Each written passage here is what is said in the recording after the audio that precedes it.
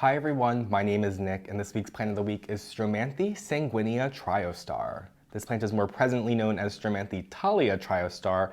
However, that name has not really stuck on the market yet, so you are most often going to see this sold as a Stromanthe sanguinea Triostar. And this is, of course, one of the variegated versions of just your standard Stromanthe sanguinea or Stromanthe thalia.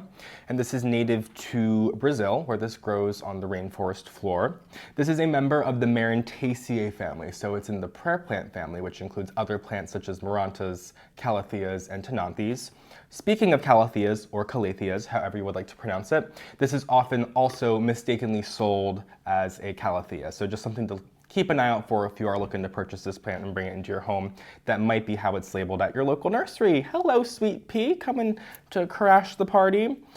So also you can probably see this houseplant is freaking gorgeous. Dare I say one of the most beautiful houseplants that I grow in my home. Oh, sweet pea, watch my microphone. But unfortunately, as this houseplant is very gorgeous, it is also just as finicky to grow. Prayer plants as a whole are known for being difficult houseplants to grow.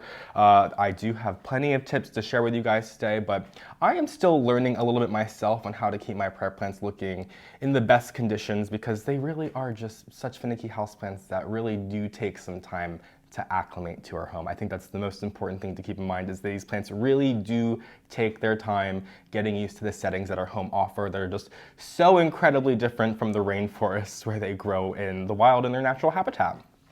So the care for these houseplants. These are low light houseplants, as you can imagine from them growing in the rainforest floor. Oh, she just wants all of the pets and attention right now. Oh, she loves this plant. Speaking of my cat rubbing up against this, I should mention right off the bat that stromanthes and prayer plants across the board are pet friendly or non-toxic. So that's something you don't have to worry about with these plants. At least they got something going for it. So these are low light houseplants. You're not going to want to give these any direct sunlight. In fact, if you give these plants too much direct sunlight, their leaves are going to curl up. And how the colors of these houseplants kind of translate to them being lower light houseplants is that the sun is actually bouncing off of the color that's on the backside of the leaves from the top side back through the leaf to help these leaves photosynthesize a little bit more, which I think is rather interesting. There goes Muffin knocking something off the camera. Sweet pea, can you give it a break? Everything's a toy to this cat. Anyway, so these plants are also plants that like to be a little bit more, I think I'm gonna have to go pick up this toy real quick. One more moment, please. Oh my God, love that. Okay, so where was I? So the watering for these houseplants. So these like to be on the moist side. As these do grow in the rainforest, they are used to a lot of rain, as you can imagine. So these are plants that you would like to keep on the moist side. And just as these houseplants will curl in their leaves if they are receiving too much sunlight, these will also curl in their leaves if they're not receiving enough water. So if your prayer plant's leaves are curling in from their edges, like inwards, unlike this one right here, which is a leaf that's unfurling, it's completely curled up, but they will actually like curl in from both of these edges inside, and it just kind of looks like it's just not happy. You can go ahead and check the soil. So if the soil is dry, you can go ahead and water it, and that should fix the situation. But if the soil is still wet, maybe assess how much light you're giving your houseplant. And when you do reduce the lighting, they will open back up as they're just kind of curling in to kind of shield their foliage from the harsh sunlight. These really do not like direct sunlight at all. Their foliage can burn very easily in direct sunlight, so that is something to kind of keep in mind and be wary of. To keep up with the watering needs of this plant, you can make sure that you use a soil that's a little bit more moisture retentive. So I'm using a soil that's a little bit more heavy on coconut coir or peat moss, whatever you use as the base of your soil mixtures, and refraining from using too much perlite or orchid bark, as you really don't want the water to drain too much.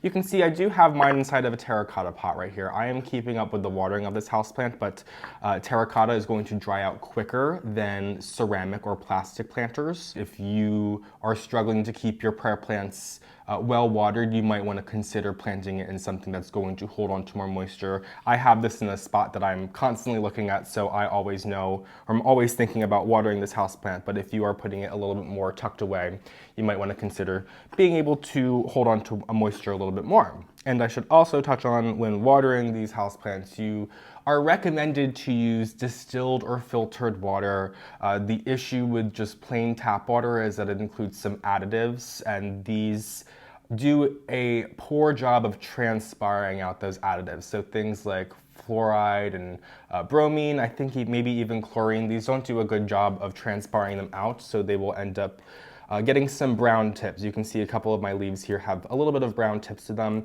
I don't really mind the brown tips on these plants as much as I mind brown edges. So I am a little lackadaisical and I will just water my prayer plants with tap water. But if you want them to look pristine, you would probably do best getting some distilled water from the store, making some distilled water yourself, and that's going to be your best option, even over filtered water, just to make sure that you're giving this plant exactly what it wants. And then also, these prefer to be on the higher end of the spectrum when it comes to humidity, as these do grow in the rainforest. They're usually subject to higher humidities. These will do fine in like standard household humidity in the summertime. It's more an issue when the winter comes around, the heat kicks on, and that dries out our home quite a bit. So that is something I struggle with in my home in the wintertime, is growing prayer plants, because I usually don't supplement that much humidity, which is something I probably should do, but sometimes I just don't feel like it, or I don't want to live in as moist of a home as I used to in prior years. So I just deal with the standard household humidity. You will notice if this is not happy with the humidity, and all prayer plants will do this, if they're not happy with the humidity that you are providing with your plant, they're going to get brown edges to the leaves. So if you're getting brown leaves on your prayer plants, you can kind of assess. If it's brown tips, maybe you should change the kind of water that you're using. If you're getting brown edges, perhaps you should supplement it with a little bit more humidity. And in a pinch, you can even get a large plastic bag, a clear one preferably, and place it on top of your planter to try to get it to acclimate to your conditions. Sometimes, if I'm acclimating a houseplant that prefers higher humidity, I will put a plastic bag over it, but I'll keep it kind of vented so that the humidity is kind of a middle ground, so that in a couple weeks I can pull the plastic bag off and my houseplant will hopefully be acclimated to its surroundings and be able to handle the standard household humidity a little bit well. I guess that's a good tip that I have for you guys. Unfortunately, then you're gonna have a plastic bag over your houseplant for a couple of weeks, but I think the trade-off is worth it. These are also kind of susceptible, very susceptible to spider mites. I feel like one of the first pest problems that I had in my home was with prayer plants. Some varieties are just total magnets to spider mites. These ones fortunately have a little bit more thicker leaves, so I don't think this is going to be the prayer plant to like cause spider mite problems in your home. But if you have spider mites in your home already, they are going to find their way to these Stromanthe sanguinea. You'll see them on the back sides of your leaves as these little like specks and maybe a little bit of webbing here and there. And they won't cause an issue right away. You can clean them off, but if they become an issue in numbers, they will start to suck the life out of your leaves, and you'll get some speckled yellow spots, and it just won't look as good, which obviously the gimmick with these houseplants is how freaking gorgeous they look, and they're literal works of art. So you probably want to keep them looking as good as possible. I would not recommend repotting your Stromanthes or prayer plants in general in the winter months. The days are a little too cold, a little too short, so I would definitely recommend waiting till they're a little bit longer, a little bit warmer, a little bit more humid. Gives this plant a better chance to acclimate to its surroundings after being ripped out of its home that it's been growing in so well in the greenhouses. And when it comes to propagating these, I wouldn't necessarily recommend propagating them. You can, but these are just such finicky houseplants. If it's growing well in its container, I would probably just leaving it be. But if your houseplant is completely overgrown and putting off so many pups or offshoots, you can go in the soil and separate them, similar to how you would separate a like snake plant. I have a whole video on how to do propagation by division. If you're curious, it's the same method for this. But like I said, I wouldn't necessarily recommend it, but you absolutely can do it. In fact, this plant right here is one that my friend propagated a couple of offshoots off of her houseplant, because I had said I had had no good luck with this since the very beginning of my indoor houseplant career. So she gave me a piece of her plant that she said was growing very well.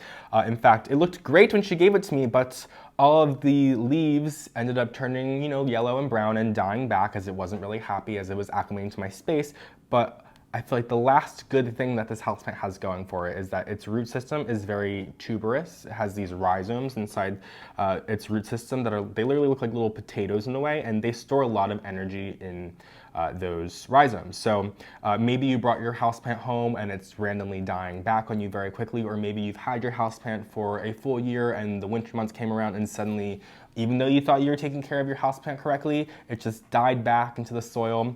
Leave it be. You could have an empty planter for a month or two, but if you are still caring for your houseplant correctly, it will then put off new growth from those rhizomes. And that's exactly what the plant that I have here is today. So this is two monstrous plants, but one little tiny plant as well that have grown ever since my friend gifted this plant to me, and now that these have grown in fully in my space, they are completely acclimated. That's why even though we're in the dead of the winter here in Philadelphia and I'm not supplying any extra humidity, why these leaves still don't have brown edges to them, because they're just used to my space. So that is probably the last tip I have for you today, is that patience is key with your prayer plants, because you might want to get rid of it one day when it's not looking too hot, but if you just hold on to it, you might get something really good looking in the end. This has happened with so many other prayer plants for me in the past, so definitely something to keep in mind. So thank you guys so much for joining me today. If you don't already, follow me on Instagram at PhillyFoliage, subscribe to my channel, and I will see you guys next week for Plant of the Week. Have a great day.